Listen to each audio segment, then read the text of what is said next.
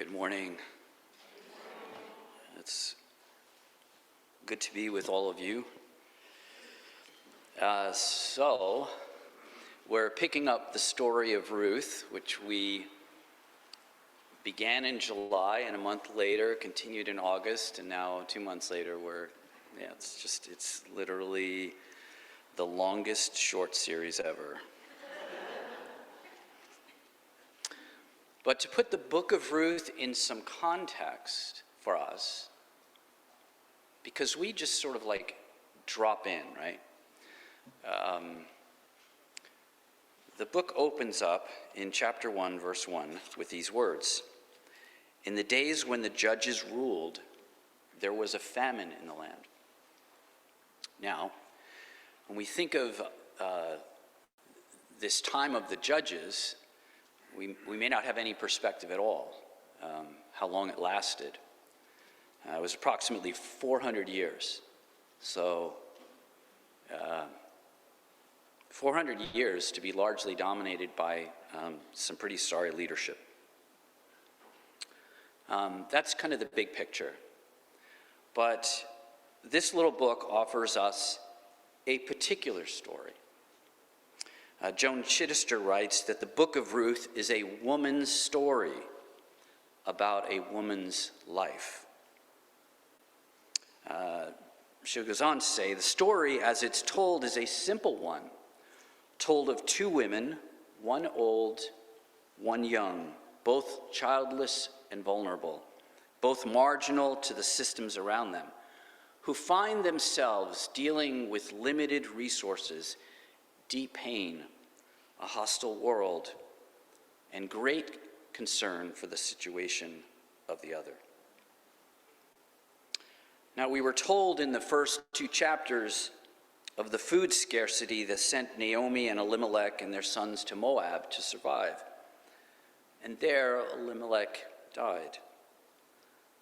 The two sons married Moabite women, Ruth and Orpah, and 10 years later, their husbands passed away. And this is where we find Naomi and Ruth in our story. These women are widows, writes Joan Chittister, in a world where not to be attached to a man is to be in danger socially, economically, and physically. Now, Naomi and Ruth live on the raw boundary lines of desperation, where more uncertainty is the frontier. And they feel a terrible anxiety that almost lives on their skin and burrows into the core of who they are. So what are their options? Do they go to Bethlehem and marry and have children and be mothers and grandmothers, as all the women before them have done? And what does it mean for Ruth, a Moabite, an outsider in a country that is prejudiced against her people? What options are open to her? Is it a time to survive, which can be noble in and of itself? Or is it a time to imagine something more? Joan Chittister wonders out loud, can they seize this moment in life to become someone new, to stretch themselves to the limits of themselves, to find the God who waits for them in what they have yet to become? Now, Naomi and Ruth must make their way in a system that is not always their ally. They journey to Bethlehem in search of food in the house of bread.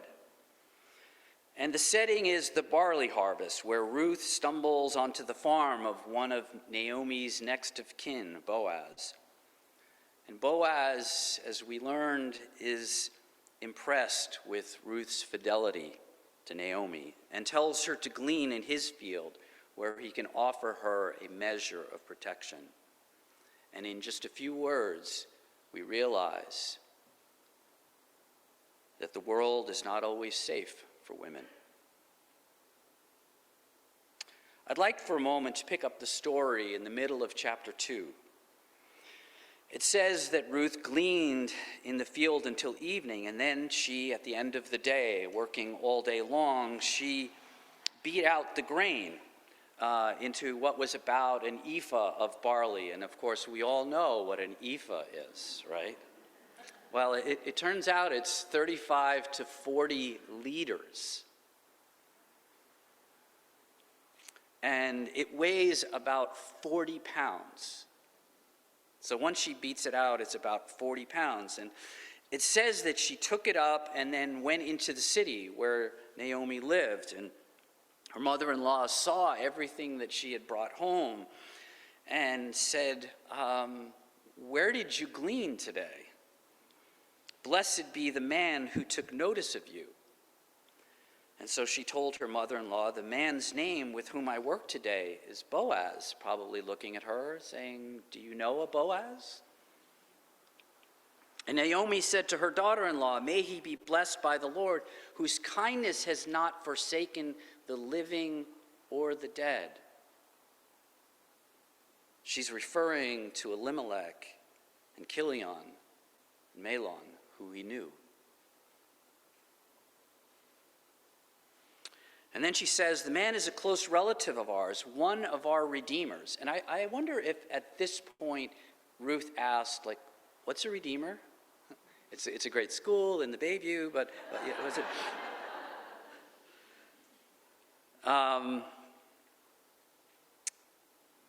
Yes, it's a church, not a school. Rise Prep Gala was last night. Anyway, okay. Ruth says, "Beside, he said to me, 'You shall keep close by my young men until they finish the harvest.' And Naomi said to Ruth, 'It is good, my daughter, that you go out with his young women, lest in another field you be assaulted.'" I want us to kind of sit with some of the things that we're hearing.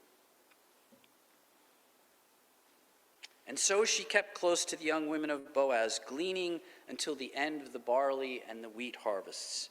And this would have been a period of time of about 4 months. And so we come to chapter 3. And when we meet Ruth here, she has taken great risk to come to Bethlehem. Just to understand this. This is not her home. And the difficulty is not only to be brave and strong in the face of uncertainty, but also to be vulnerable. And why vulnerable? Because in their travels to Bethlehem, and in her loyalty to Naomi, in her working hard in the fields, she is still a woman in mourning. And we easily forget this in this story. And in our forgetting, we do not hold a place in this story for her grief. But we must. You see, not all of us are equally vulnerable. And there are times in our lives where we are more vulnerable. So as a woman, as a foreigner, as a recent widow, Ruth feels this vulnerability, and she feels powerless at times. And she heads to the nearby fields where young men are working and where young women glean. And to quote Joan Chittister one more time, because she is one of my favorite writers, she says, "The moment a woman understands that all men are not worthy of her simply because they are attracted to her, she becomes worthier herself."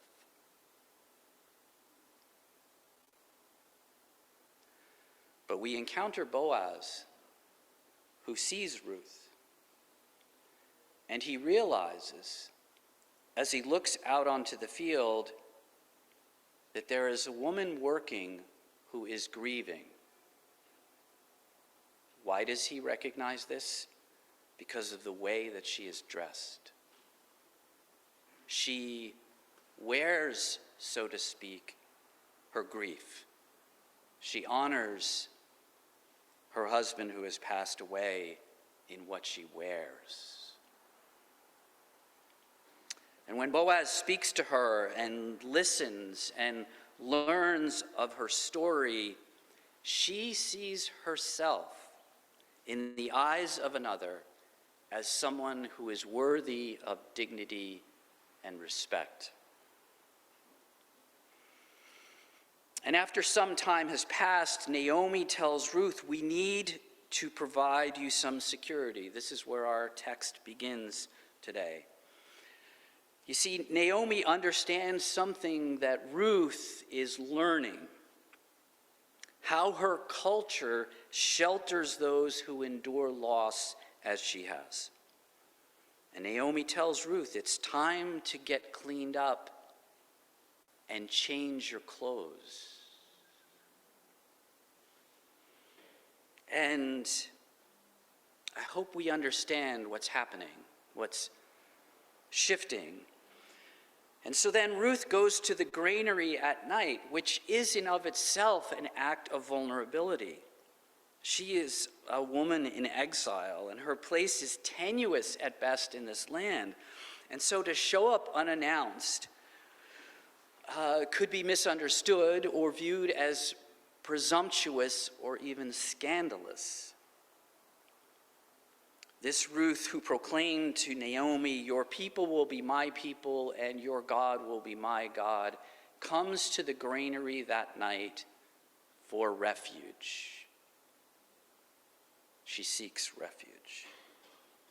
You see, she lives in a country which through its sacred scriptures has made provision for a woman who finds herself without a husband through death, without a male heir. It is called a kinsman redeemer. And this kinsman redeemer would be a nearest of kin, often a brother to the deceased, who would marry the widow and hopefully have a son who would carry on the deceased's name. And it's really important here because there is a way in which someone should not be forgotten. Someone's name needs to continue to be spoken and kept alive in people's memory.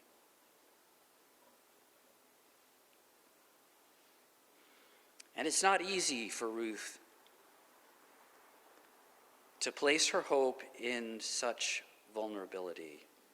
She could easily experience rejection. Now, I'd like us to pause for a moment. We're listening to this story, but I want us to get involved in the story for a moment. Given how hard vulnerability is, I want us to take a moment to talk amongst ourselves in response to this question: why don't we choose vulnerability?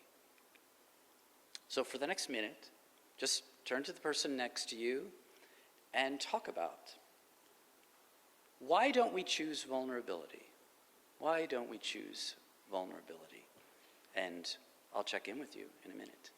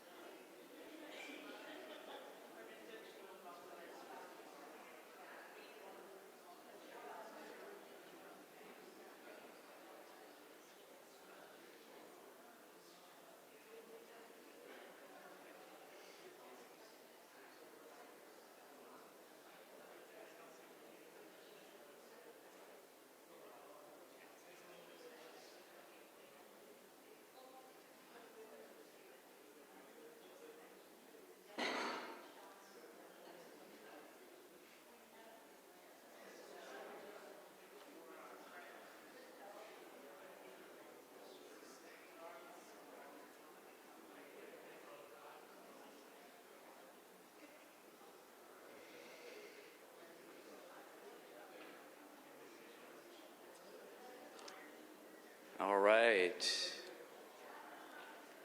Lots of good discussion happening. Maybe you've transitioned from talking about the question to what do you hope is for lunch? So just beginning on my left, why don't we choose vulnerability? Anybody? Just fear of rejection. That was over here.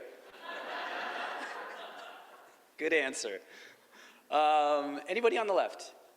Why don't we choose vulnerability? You look weak. Yeah. People take advantage of you.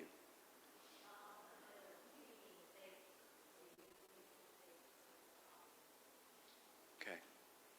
In the middle here. Anybody here in the middle? Yes.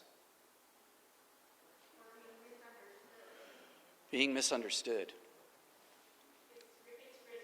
It's risky. Okay, back here on the right. It goes against our instincts. Sometimes I do choose vulnerability. To speak as a incest survivor alongside other trauma survivors. Yeah.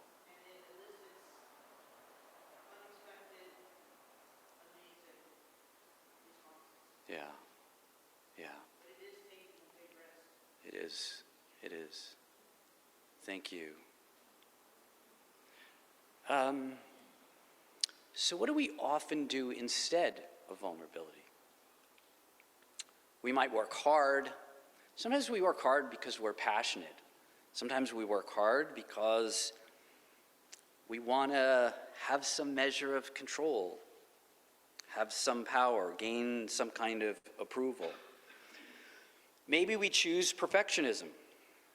We figure if we do everything right or better than somebody else, that somehow we're secure. No one can tell us that we're not good enough. Perhaps we choose to hide. If I don't let anyone see me, then I can hide my flaws or weaknesses. Maybe we cover up. We have a lot of things that we cover up with. Sometimes we cover up with beautiful things, successful things, our degrees, our job titles, even how well our children turned out.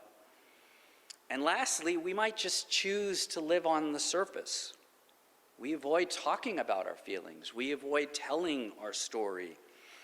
We don't let emotions make things messy. And so we keep our fears and even our hopes to ourselves. And so there's a way in which we don't want to talk about sadness or disappointment or rejection. And there are dreams that we keep inside and don't talk about. I was reminded of a conversation I had with Julia Ferdehert. She's part of our community. She's going through her own suffering and illness. And recently we had this beautiful joy of releasing her book, Soul Mending, right here at the church. And this is material that we had gone through during the pandemic.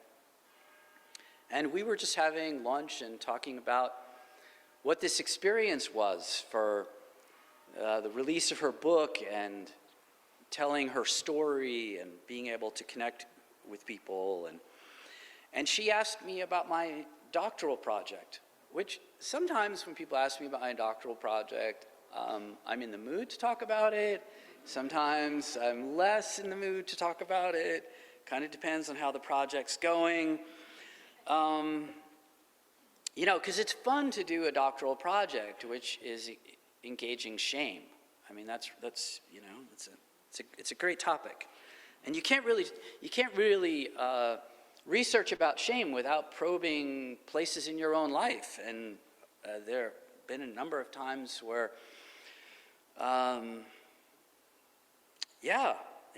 it's been a struggle. Times when I don't feel smart enough, or times when I'm not disciplined enough, or the project's taking longer. And so I'm just talking to Julie about it because I found it's better to be vulnerable about where we really are than to somehow erect sort of a scaffolding that kind of props our life up. And I told her about moments when I find myself comparing myself to other people who've long since finished their project, and I'm still working on it. But there's something beautiful about sharing this with someone, because in the vulnerability, we actually find one of the antidotes for shame. And it seems counterintuitive, because shame drives us to hiding very often. And if we're trying to hide, why would we be vulnerable about the thing that causes us to hide? But it's an amazing thing. And here, just talking with Julia, and some of you know Julia, and just having these moments where I feel seen, and she's present to what I'm going through, and I feel shame loses its power. I had a second conversation. I actually had this conversation this morning, and I hesitate to share this conversation with you because my conversation this morning was with shame. I want you to stay with me. So this morning, I just had this bright idea, reflecting on this interaction that I had with Julia, and said, well, why don't I actually have a conversation with shame? So I'm going to let you in on this conversation. So I'm sitting there, and I thought, well, I invited Shame to sit at the table across from me, and so Shame starts making observations and accusations about my life. If you were only this, or if you only did more of that, or if you were only better than so-and-so. And I'm going, oh, this sounds strangely similar to my conversation with Julia, but please go on. I'm saying, yeah, that's true. I don't disagree. Is there anything else? Is there anything else you can think of that you want to share with me? And I imagined for a few moments Shame writing these things down. I'm like, oh, you have a book. Oh, you have a book. That's very nice. So, so I said to Shame, are you finished? Is that all? Is that all you have today? Are you done for now? And yes, and so I reached across the table and I took the pen. And then I reached off across the table again and I grabbed the book and I pulled it toward me and I turned the page, because the next page was blank. And I said to Shame, look, this page is blank. This page is new. I'm going to hand this page to God.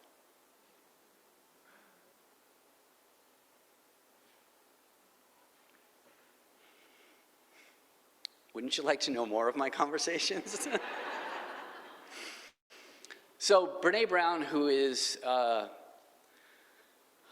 think she's done a lot to create a lot of conversation around shame and vulnerability. And she says this about vulnerability. She says, vulnerability is uncertainty, risk, and emotional exposure.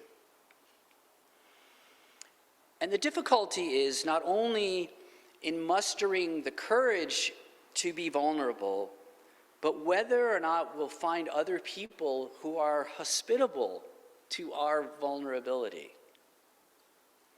Recently, I was watching an interview between Kate Bowler, the author, and New Testament scholar N.T. Wright.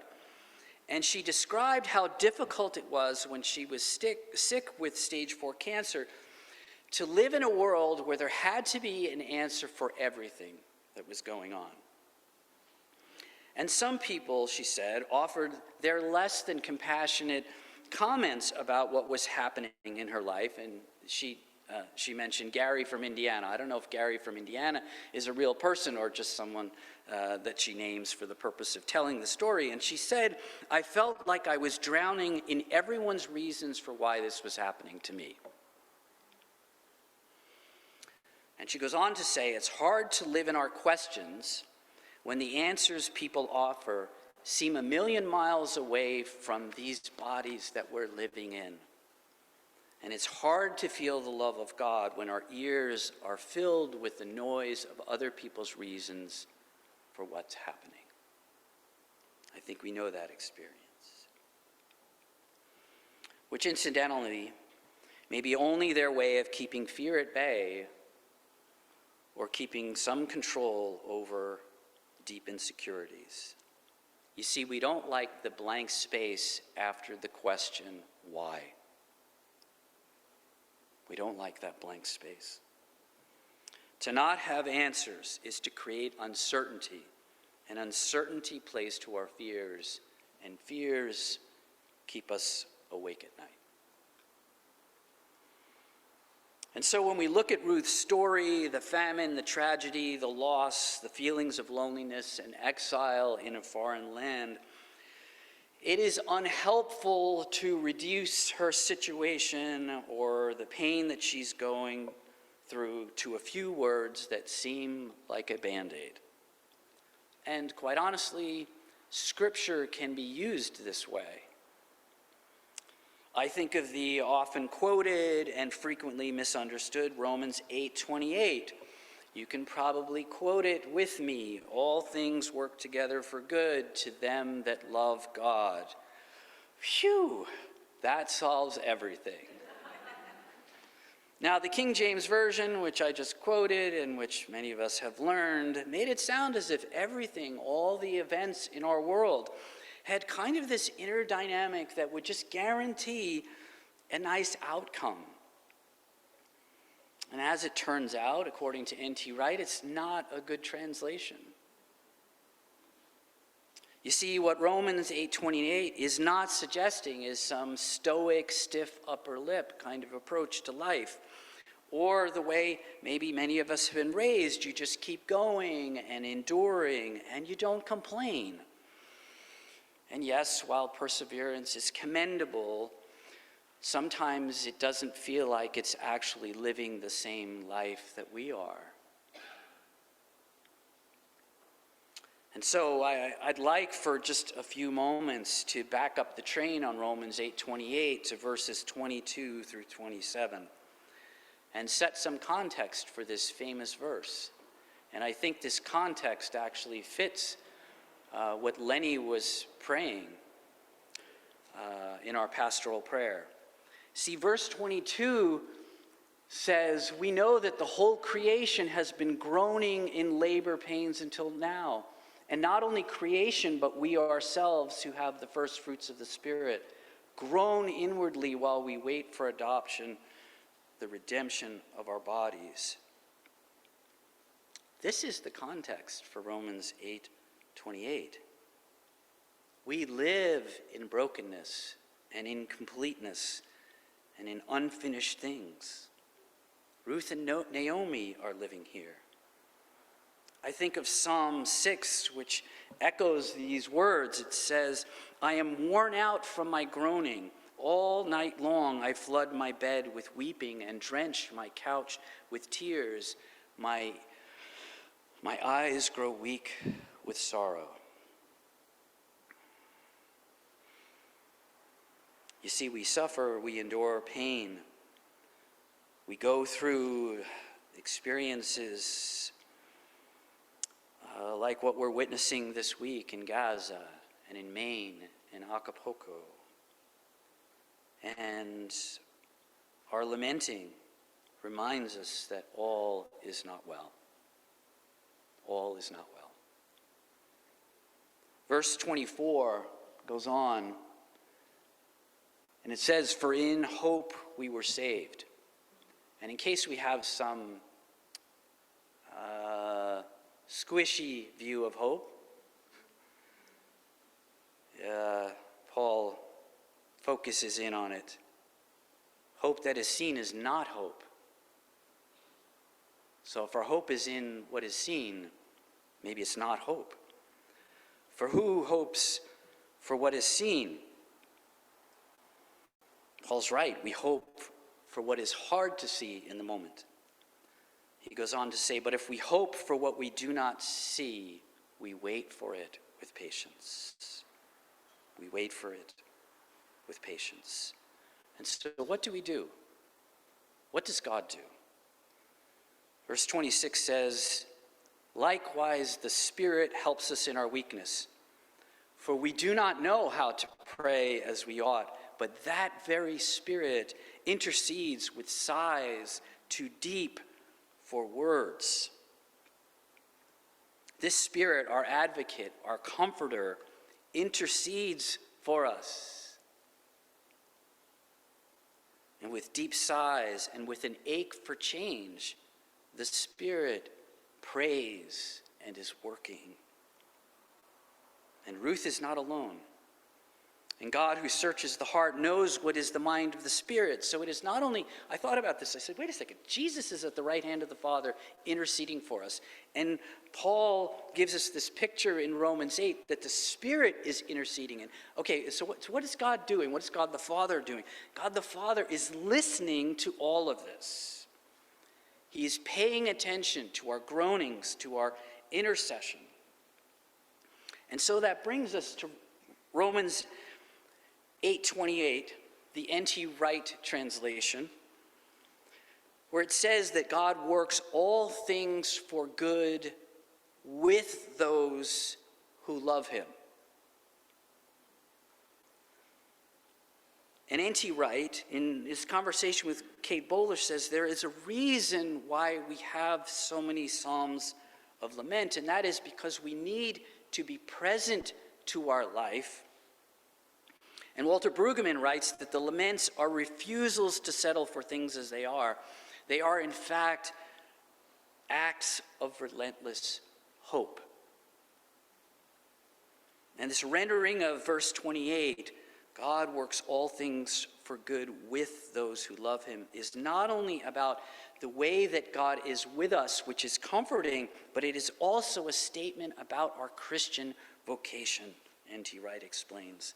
And he goes on to say this, "At the very moment where we are caught up in the unspeakable groaning of all creation, the Spirit is working in our hearts to bring us in tune with God's loving and healing purposes. God made humans to share in his work, and we are to be people of prayer at the places where the world is in pain."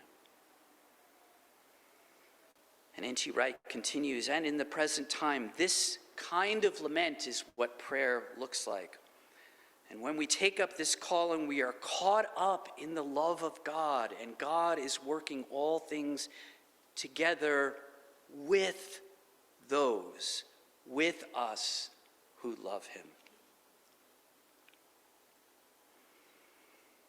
N.T. Wright goes on to say, when we are indwelt by the Holy Spirit, God is praying within us for the pain around us. So this week, we are lamenting and praying with God. We are joining God in holding the pain of our world. And this brings us back to Naomi and Ruth as we close. You see, Naomi has joined Ruth in her grief, and Ruth has joined Naomi in her grief. And Ruth goes to the granary that night to ask Boaz to be her kinsman redeemer. Ruth is not saying to Boaz, "My grief is over." We are much more complex than that. She is saying, "I need a place of refuge for my ongoing journey, which includes my grief and my hope and my loves." And she's asking Boaz, "Can you hold a place for this grief that I've carried?" And in a way, Ruth is saying, I am. By changing her clothes, she says, I am more than my grief, but I am living in grief. I am loyal, I am loving, and I'm open to how God may be at work in my life. And we'll pick up the rest of the story next week. But there's an invitation here to us. What role does vulnerability play in our own formation? What role does vulnerability play in the life of our community? How are we called to create places for vulnerability? What are the ways in which we need to call out ourselves for ways in which we ask each other to perform, to measure up, to not share our emotions, to hide our weaknesses? How can we invite each other to be more authentic? And it's into those places, into places where we experience our own ache, where God's love wants to come and dwell.